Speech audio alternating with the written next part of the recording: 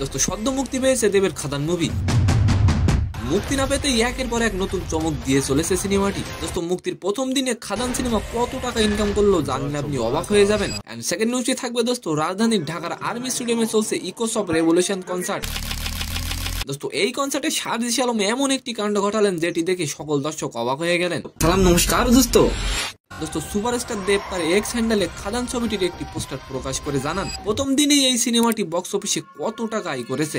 দেব যে পোস্টারটি শেয়ার করেছেন সেখানে লেখা ছিল খাদান বক্স অফিসে গর্জন তুলেছে। একই সঙ্গে এই পোস্টারে লেখা ছিল আরো বেশি ভালোবাসা দিন খাদানকে। দেবের খাদান সিনেমা কি পারবে বক্স অফিসে আগুন ধরিয়ে দিতে? অবশ্যই কমেন্ট করে যাবেন। সিনেমাটি মুক্তি না পেতেই বক্স অফিসে মাত্র একদিনে 1 কোটি টাকা ইনকাম করেছে। জানলে আপনি অবাক হবেন, দেব জানিয়েছে দ্বিতীয় দিন খাদান ছবির প্রায় 135টির বেশি শো হাউসফুল হয়েছে। খাদান সিনেমাটিতে মুখ্য ভূমিকায় থাকবেন দেব ও যিশু। সেকেন্ড নিউজ হলো রাজধানীর ঢাকার আর্মি স্টেডিয়ামে চলছে ইকোস অফ রেভলিউশন কনসার্ট। কনসার্টটি যৌথভাবে আয়োজন করেছেন স্পিরিট অফ জুলাই ও সাইক্রোট্রেকাল লিমিটেড। এই কনসার্টে জুলাই আগস্ট অভ্যুত্থানে শহীদ ও আহত পরিবারের শতাধিক সদস্য উপস্থিত ছিলেন। সন্ধ্যার পর মঞ্চে ওঠেন সার্জিস আলম। এই সময় তিনি শেখ হাসিনার ফাঁসি চেয়ে স্লোগান দেন। সার্জিস আলমের সঙ্গে গলা মেলান কনসার্টে উপস্থিত থাকা হাজারো দর্শক। সম্মানিত দর্শক, আজকের ভিডিওটি কেমন লাগলো অবশ্যই কমেন্ট বক্সে জানাবেন। আর ভিডিওটি যদি ভালো লাগে অবশ্যই একটি লাইক দিয়ে আমাদের চ্যানেলটিকে সাবস্ক্রাইব করে দিবেন। ধন্যবাদ।